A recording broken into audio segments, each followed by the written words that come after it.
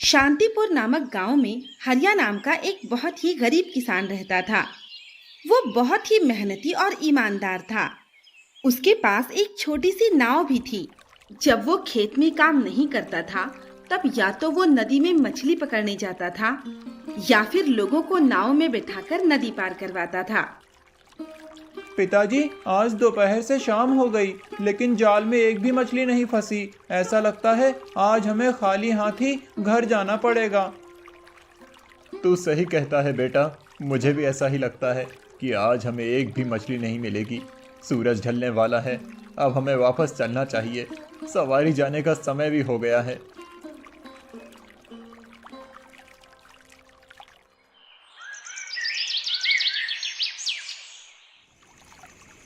2 रुपए सवारी, 2 रुपए सवारी, नदी के उस पार ले जाने के लिए सिर्फ 2 रुपए सवारी। पहले आओ पहले पाओ, सिर्फ 2 रुपए में।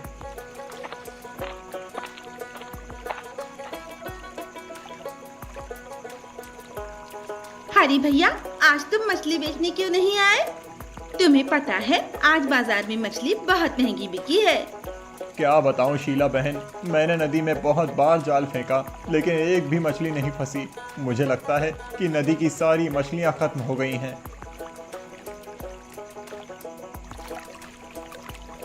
तुझे कितनी बार कहा है, तेरी नाव बहुत पुरानी हो चुकी है, अब नई नाव ले ले। देख, आज फिर से तेरी नाव में छेद हो गया।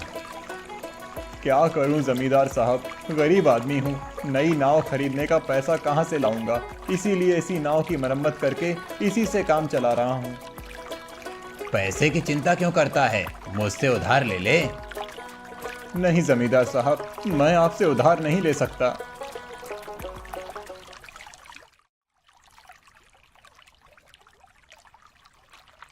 जमींदार साहब, आपने पैसे नहीं दिए। हिसाब में लिख लेना, मैं बाद में दे दूंगा। मैं कौन सा कहीं भागा जा रहा हूँ या फिर तू कहीं भागा जा रहा है?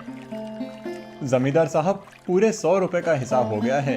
आप मुझे पैसे दे देते तो मैं अपनी नाव की मरम्मत करवा लेता। अच्छा, तो तुझे नाव की मरम्मत करवानी है। ए रामा, हरिया की नाव की मरम्मत कर देना और जितने भी रुपए लगें मुझसे ले लेना। जो रुपए मुझे हरिया को देने हैं वो मैं तुझे दे दूंगा। जैसा आप कहें जमींदार साहब।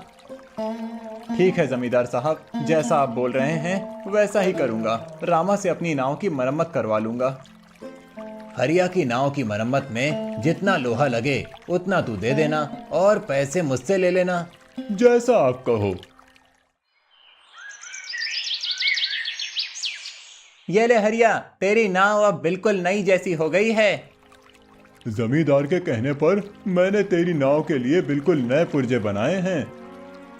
तुम दोनों का बहुत बहुत धन्यवाद, तुमने मेरी बहुत मदद की है। हमने जो किया है तुम्हें उसकी कीमत चुकानी पड़ेगी, धन्यवाद से काम नहीं चलेगा। तुम्हारे काम की कीमत तो जमींदार साहब चुकाएंगे, उन्होंने ही तो ऐसा कहा था। मुझे उनकी बात बहुत अच्छी तरह से याद है कि उन्होंने क्या कहा था। उन्होंने कहा था कि जो रुपए वो तुझे देने वाले हैं वही रुपए वो नाव की मरम्मत करने के बदले वो मुझे और चंपक को दे देंगे। लेकिन वो तुझे सिर्फ 100 रुपए देने वाले थे और तेरी नाव की मरम्मत करने का खर्चा 500 रुपए है। जब तक तू बाकी के 400 रुपए नहीं देगा तब तक ये नाव हमारे पास रहेगी। मैं तो बहुत गरीब आदमी हूँ, मेरे साथ ऐसा मत करो। तुम लोग मेरी नाव रख लोगे तो मेरी पत्नी और मेरे बच्चे भूखे मर जाएंगे। ये तुझे नाव की मरम्मत करवाने से पहले सोचना था। हरिया केदार से पूरी बात बताता है। मेरे होते हुए तुझे फिक्र करने की कोई जरूरत नहीं है। बाकी के 400 रुपए तेरे बदले मैं इन्हें दे रहा हूँ। जमींदार साहब, मैं आपके रुपए एक साथ कैसे लौटा पाऊंगा? तू मुझे हर महीने की पहली तारीख को 50 रुपए दे दिया करना। इस तरह 8 महीनों में ही मुझे मेरे पूरे पैसे मिल जाएंगे। ठीक है, मैं ऐसा ही करूंगा। मैं उसकी मदद नहीं कर रहा हूँ बल्कि उसे अपने जाल में फंसा रहा हूँ ताकि मैं उसकी जमीन भी खरीद सकूं। वो कैसे? तुझे तो पता है मैंने इस गांव की सारी जमीन खरीद ली है। सिर्फ हरिया ही है जिसने अपनी जमीन नहीं बेची। मैंने बहुत बार उससे जमीन खरीदने की कोशिश की लेकिन हर बार उसने मना कर दिया। अब देखना मैं कैसे उससे मुफ्त में जमीन लेता हूँ। वो कैसे? बस तू देखता जा मैं क्या करता हूँ। इस बार फसल बहुत अच्छी हुई है। ऐसा लगता है जैसे साल भर खाने का इंतजाम हो जाएगा। तुम बिल्कुल सही कहती हो शांति। अब मैं चिंता मुक्त होकर नाव चलाऊंगा और बहुत ही जल्द जमींदार साहब का पूरा कर्जा उतार दूंगा।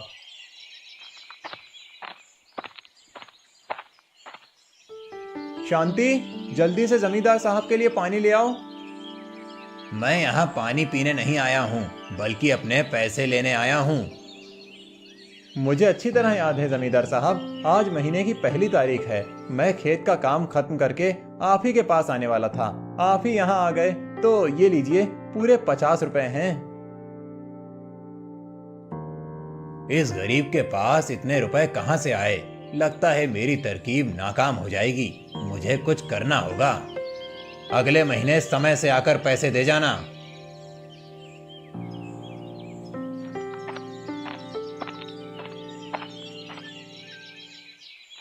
अरे ये क्या?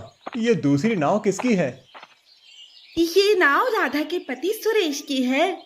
अब वो भी लोगों को नदी पार करवाएगा और तेरी तरह ही मछलियाँ पकड़ेगा। ये तो बहुत ही अच्छी बात है। अब मैं और सुरेश मिलकर गांव के लोगों को नदी पार करवाया करेंगे। बिल्कुल सही कहा। 2 रुपए सवारी, 2 रुपए सवारी, नदी के उस पार ले जाने के लिए 2 रुपए सवारी। पहले आओ पहले पाओ, सिर्फ 2 रुपए में। 1 रुपए सवारी, 1 रुपए सवारी। जिसे भी नदी के उस पार जाना है जल्दी से आ जाए। 1 रुपए सवारी। अरे भाई, 1 रुपए सवारी नहीं, 2 रुपए सवारी लगता है। तुम्हें क्या करना? मैं चाहे 1 रुपए सवारी लूं या 2 रुपए सवारी लूं, मेरी नाव है, मेरी मर्जी। उस दिन हरिया की नाव में कोई भी नहीं बैठता। सब लोग सुरेश की नाव में बैठकर नदी पार करते हैं।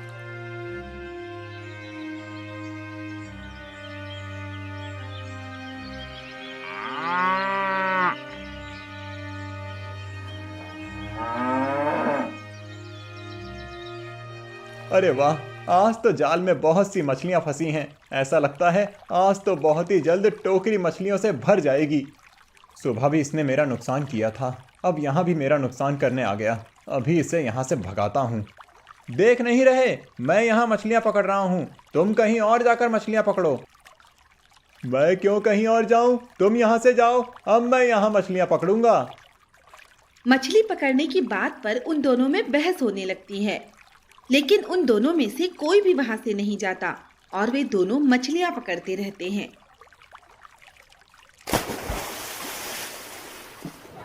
मछली ले लो, ताजी ताजी मछली ले लो, बड़ी बड़ी मछली ले लो, ताजी ताजी मछली ले लो। मछली ले लो, मछली ताजी ताजी मछली, छोटी बड़ी मछली, मछली ले लो मछली। 10 रुपए किलो मछली ले लो, 10 रुपए किलो। मुझे 10 किलो मछली दे दो भैया। मछली ले लो, मछली ताजी ताजी मछली, 5 रुपए किलो मछली। तुम रहने दो भैया, अब मैं रमेश से 5 रुपए किलो में मछली खरीदूंगी। हाँ हाँ, मुझे दे दो, 1 किलो दे दो। अरे वो बड़ी वाली दे दो, ये छोटी वाली दे दो। ये लो पैसे। कितने रुपए किलो हुए? देखा हरिया, इसे कहते हैं कारोबार करना। तू कितनी देर से टोकरी भर के मछलियां लिए बैठा है, लेकिन तेरी एक भी मछली नहीं बिकी। और मुझे देख, मैंने आते ही सारी मछलियां बेच दी। इसकी वजह से आज 1 भी रुपए का काम नहीं हुआ। आज ना नाव में एक भी सवारी बैठी है, ना ही एक भी मछली बिकी है। चल बेटा, अब घर चलते हैं।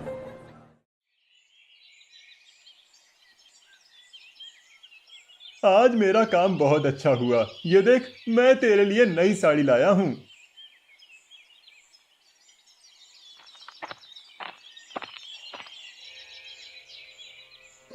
ये देखो शांति बहन, आज मेरे लिए नई साड़ी लाए हैं। ये साड़ी तो बहुत सुंदर है। आज बहुत देर हो गई माँ, पिताजी अभी तक घर नहीं आए। आज तेरे पिताजी ने बहुत सारी मछलियाँ पकड़ ली होंगी और वो उन्हें बेच रहे होंगे। अरे वाह, फिर तो पिताजी आज ढेर सारी मिठाइयाँ लाएंगे। मेरे वो बता रहे थे कि आज सुमन के पिताजी की एक भी मछली नहीं बिकी।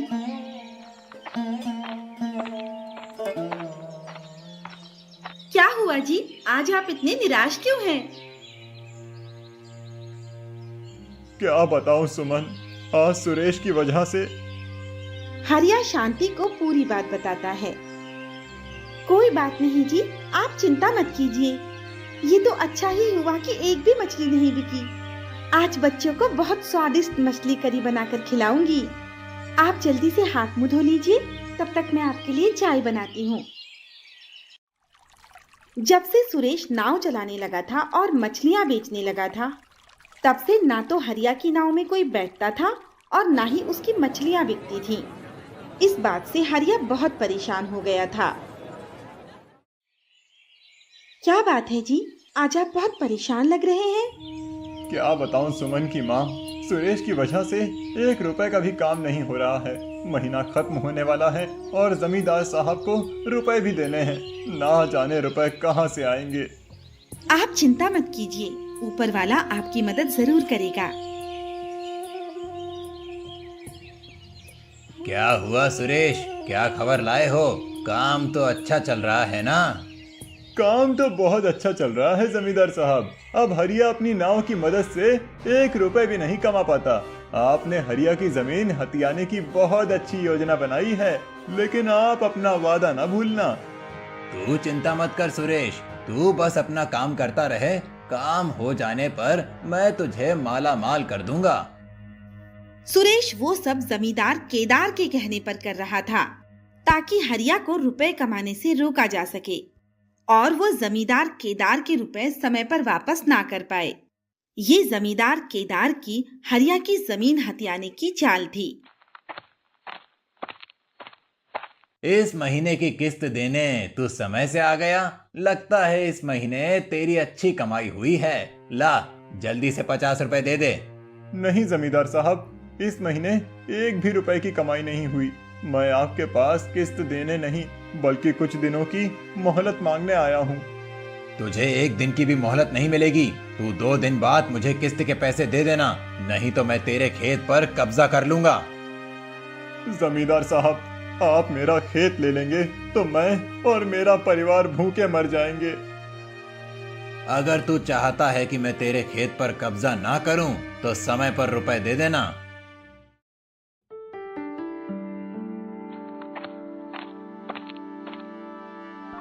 प्रणाम महाराज। कौन हो तुम और चित्रगुप्त कहाँ हैं? मैं चित्रगुप्त की बेटी सुंदरी हूँ। आज उनकी जगह मैं काम करने आई हूँ। वो क्यों नहीं आया? माँ के हाथों का खाना खाकर आज उनका पेट दर्द कर रहा है, इसीलिए वो आराम कर रहे हैं। तो क्या तुम्हारी माँ पहले खाना नहीं बनाती थी? बिल्कुल सही कहा आपने महाराज, पहले पिताजी ही खाना बनाते थे, लेकिन कल रात मेरी माँ ने खाना बनाया, जिसे खाकर मेरे पिताजी की हालत खराब हो गई। ठीक है, आज तुम उसका काम करो, लेकिन गड़बड़ मत करना। आपकी जैसी आज्ञा महाराज। मैं अभी कर्मों की किताब खोलकर बताती हूँ कि आज किसकी जीवन लीला समाप्त हो रही है। अरे, ये किताब तो हिंदी में है, लेकिन मुझे तो हिंदी पढ़ना आता ही नहीं। मैं इंग्लिश मीडियम स्कूल में जो पढ़ी हूँ। अब मैं क्या करूँ? अगर महाराज को ये पता चला कि मुझे हिंदी पढ़ना नहीं आता, तो वो मुझे बहुत डांटेंगे। क्या हुआ सुंदरी, तुम्हें पढ़ना नहीं आता क्या? आता है महाराज, आता है। तो फिर जल्दी बताओ, किसका नाम लिखा है? ये क्या लिखा है? हरिया? नहीं नहीं, नहीं नहीं, शहरी? नहीं नहीं, लहरी? नहीं नहीं, तितहरी? महाराज, इसमें हरिया लिखा है। आज हरिया की जीवन लीला समाप्त होगी। चलो उसके पास चलते हैं।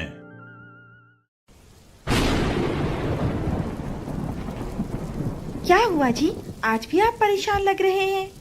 कुछ नहीं हुआ, बस बारिश की वजह से परेशान हूँ। नदी में बाढ़ आ जाएगी तो मछलियाँ कैसे पकड़ूंगा? मछलियाँ पकड़कर भी क्या करोगे? कौन सी आपकी मछलियाँ बिकती हैं? आप जमींदार साहब के पास गए थे ना, वहाँ क्या हुआ? उन्होंने कुछ दिनों की मोहलत दे दी है। शांति परेशान ना हो इसीलिए हरिया उसे सच नहीं बताता। ये तो अच्छी बात है। बारिश बहुत तेज हो रही है, मुझे लगता है नदी में बाढ़ आ गई होगी। कहीं ऐसा ना हो कि नाव भी बह जाए। मैं जाकर देखता हूँ। नाव में तो पानी भर रहा है, ये डूबने वाली है। इसे जल्दी से नदी से बाहर निकालना होगा, नहीं तो मेरी नाव डूब जाएगी। बचाओ बचाओ बचाओ! महाराज की जय हो। तुम्हारी तबीयत खराब थी ना चित्रगुप्त? जी महाराज, लेकिन अभी ठीक हो गई है। अच्छी बात है। बेटी ये किताब मुझे दे दो और घर जाओ। अब बाकी का काम मैं संभाल लूंगा। ठीक है पिताजी, मैं जाती हूँ। आज का काम पूरा हुआ। हरिया की आत्मा उसके शरीर से निकल चुकी है। चित्रगुप्त, जल्दी से किताब में देखो और बताओ कि इसे स्वर्ग ले जाना है या फिर नर्क। महाराज, लगता है आपसे बहुत बड़ी गलती हो गई, क्योंकि इस किताब में हरिया का नहीं बल्कि लहरी का नाम है। ये तुम क्या कह रहे हो चित्रगुप्त? किताब में अच्छे से देखो। महाराज, गलती से आपने लहरी की जगह हरिया के प्राण समय से पहले ही ले लिए। अभी इसकी आयु बहुत बाकी है। हरिया की आत्मा उनके बगल से खड़ी है। ये तुम क्या कह रहे हो चित्रगुप्त? महाराज, मैं बिल्कुल सही कह रहा हूँ। आपने समय से पहले ही इसके शरीर से इसकी आत्मा निकाल ली है। यह तुम्हारी बेटी के कारण हुआ है, उसी ने हमें इसका नाम बताया था। अब हम क्या करें? महाराज, एक काम करते हैं, किसी को हमारी गलती के बारे में पता चले उससे पहले ही हम हरिया की आत्मा को उसके शरीर में डाल देते हैं।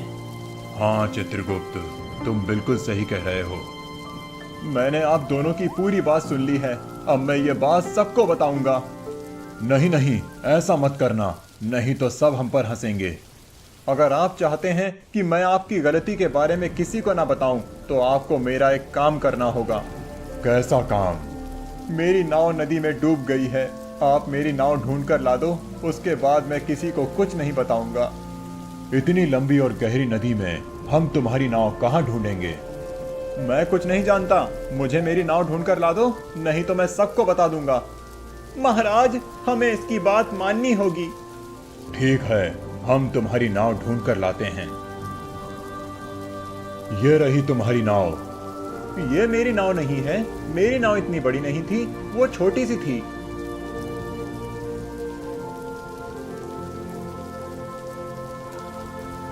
ये नाव भी मेरी नहीं है, मेरी नाव तो लकड़ी की थी। ये नाव तो सोने की है। तुम्हारी लकड़ी की नाव के बदले हम तुम्हें सोने की नाव दे रहे हैं।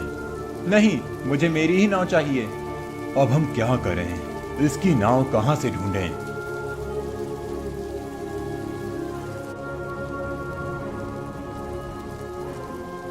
ये है मेरी प्यारी सी नाव। ठीक है, अब हम तुम्हें जिंदा कर रहे हैं।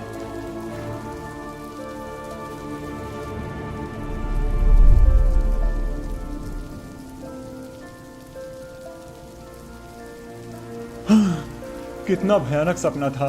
मेरे सपने में यमराज और चित्रगुप्त आ गए थे, लेकिन मैं यहाँ कैसे आया? लगता है मैं बाढ़ में बहकर यहाँ आ गया हूँ। ये क्या?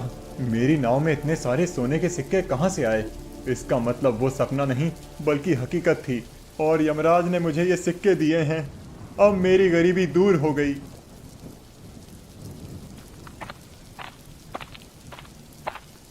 क्या हुआ? तुम सब रो क्यों रहे हो? हमें लगा था कि आप बाढ़ में बह गए हो और वापस लौटकर नहीं आओगे। बाढ़ में बहने के बाद जो कुछ भी हुआ, हरिया उसे सब कुछ बताता है। अब हमारी गरीबी दूर हो गई जी।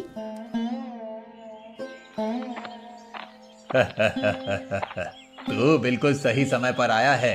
ला मेरे 50 रुपए। इन 50 रुपयों के साथ उन्हें भी गिन लूंगा। जमींदार केदार समझ रहा था कि हरिया उसके पास खाली हाथ आया है। मैं आपसे एक बात पूछना चाहता हूँ।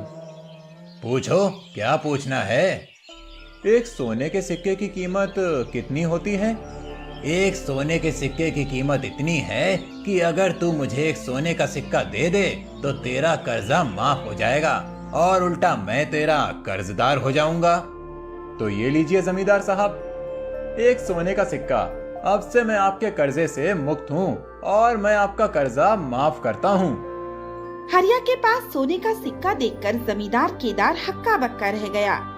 वो सोच रहा था कि गरीब हरिया के पास सोने का सिक्का कहाँ से आया। उसे नहीं मालूम था कि ये उसकी ईमानदारी का इनाम था। तेरे पास ये सोने का